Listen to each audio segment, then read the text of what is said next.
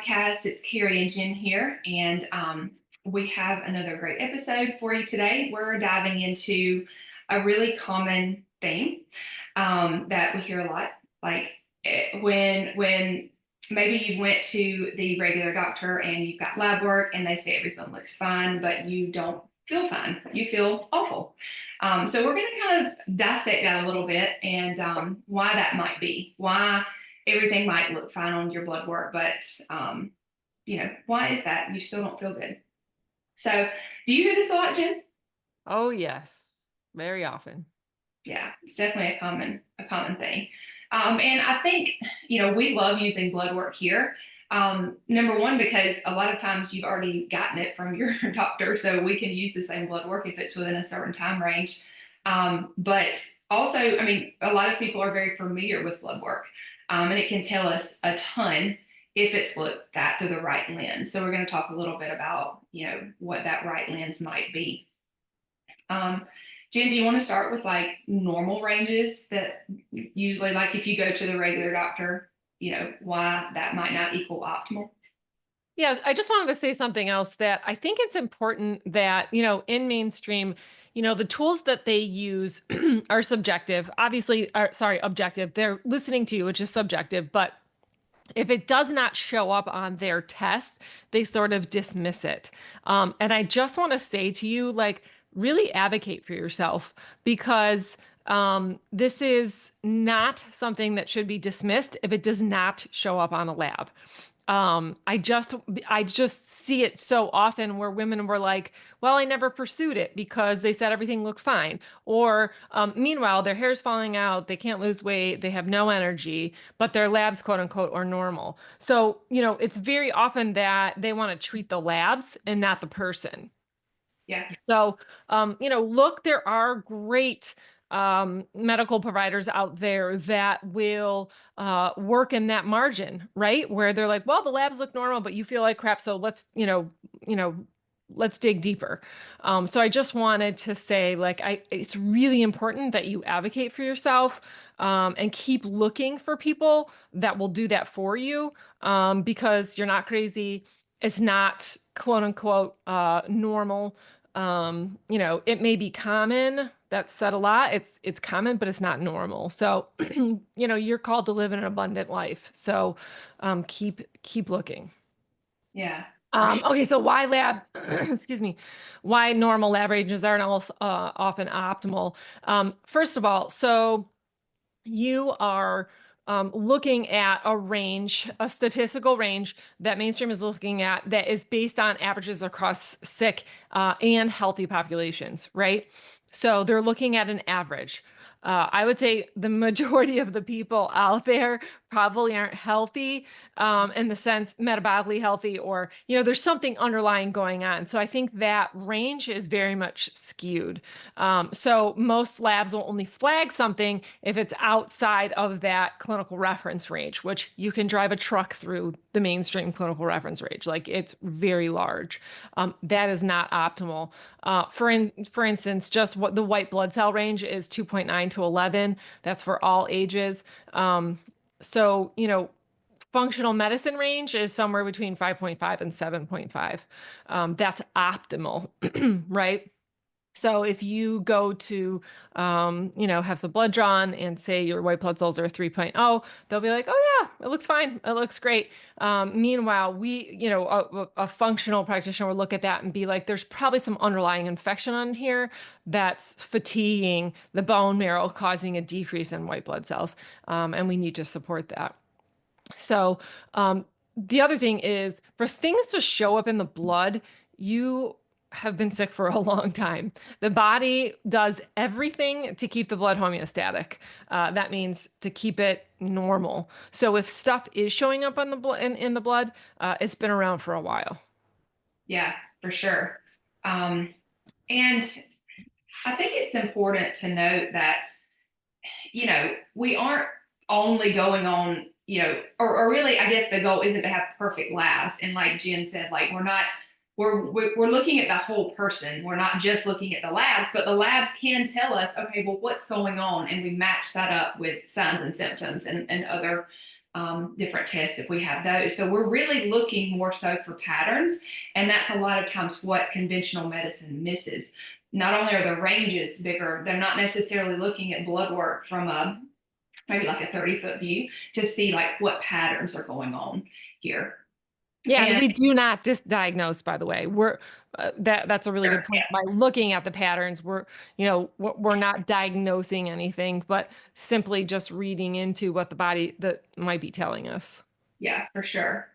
And since we were on the topic of white blood cells and that range, we often look at the CBC portion just to see like what are the patterns and what does that tell us about the immune function and what might be a burden on the immune system.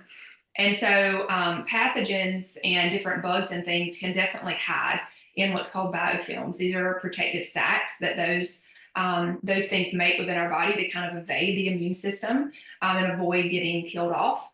And so really looking at patterns like a low white blood cell and then maybe the differential portion of your CBC is somehow that's sort of showing us, right, what's going on underneath the surface. That's kind of a way that you can look at patterns to determine, okay, we think this is what's going on, the immune system struggling, which is super common, right? We see this a lot. And immune burdens are huge when you think about looking at root cause because they truly drain the body of energy and it can't mount a response to, a chronic underlying infection. So that's something that we definitely look at along with other patterns of, other organ functions. We can even look at certain minerals along with HTMA. So these are just patterns and things that we look for.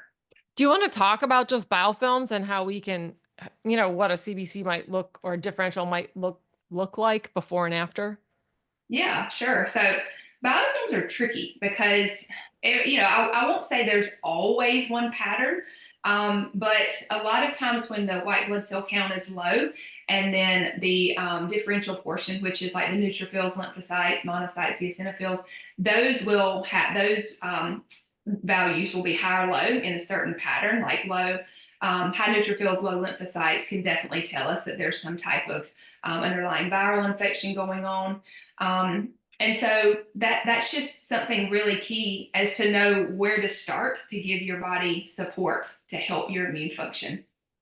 Yeah, and commonly we'll see that the white blood cells will be low and the differential will be normal, right? Nothing like the lymphocytes, the neutrophils, basophils, those will all be normal. And then we'll start dressing biofilms and retest, and all of a sudden the differential there's a huge pattern in the differential because we've broken open those biofilms and the body can now see that these bugs are present and starts to address them. So that is something, again, mainstream doesn't really look at biofilms or address that, which are huge.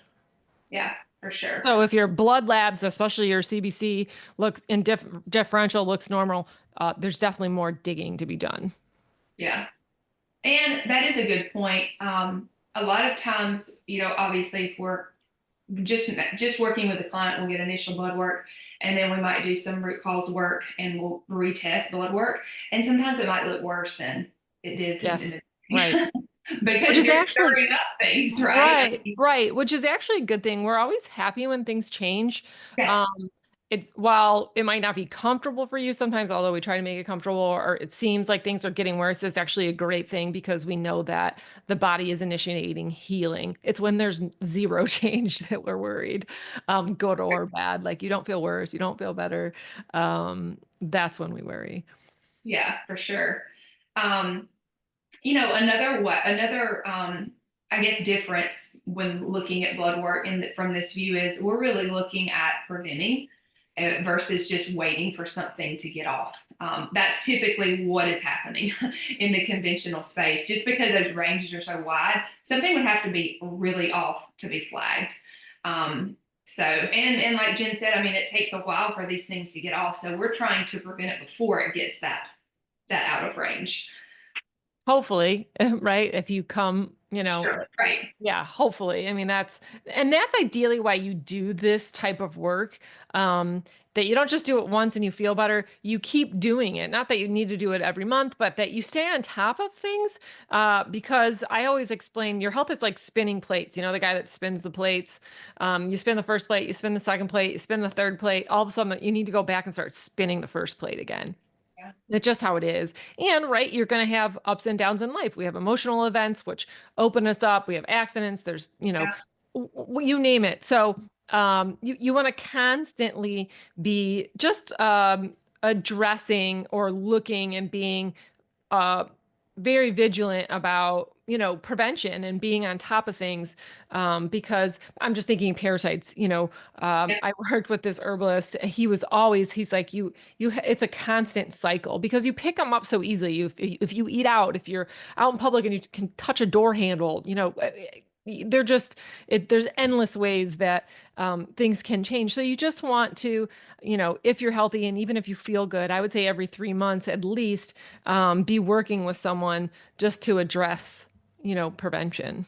And we can work long term on things, right? What's the number one cause of, mortality here in the US? It's related to heart disease. So you'll either probably die from a vascular event, whether that's, like a stroke or heart attack, whether it's hemorrhagic or clotted, working on long-term vascular support, because we know that over time, with aging, the vascular changes, supporting brain health, obviously, so we can prevent things like Alzheimer's and things like that. Um, those are truly, especially women going through menopause, men going through andropause. Those are just things that you need to be supported through. Yeah. Metabolic health is super big.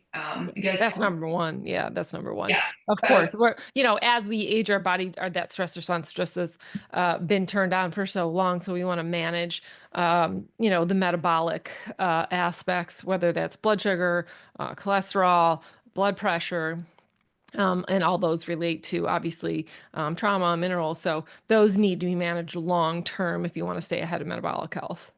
yeah, and that does bring up a good point. That's really why we love working with people long term, and that can look like, okay, you have some pressing issue.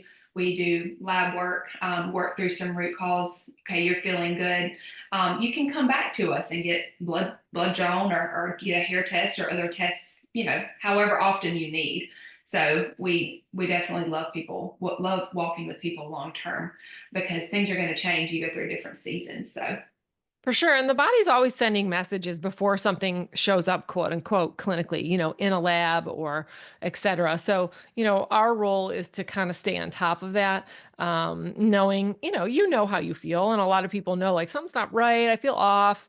Or again, just doing the things that we know, like metabolic changes or vascular changes where people need support long term. So, I would say, in our practice, long term, looking at those labs and the hair analysis that we looked at, looking at the different stages people are in, it's really imperative that you address things sooner than later because obviously it's much easier to prevent things than to address them once they show up. And so while we can definitely address things, it's much better just to stay ahead of the game.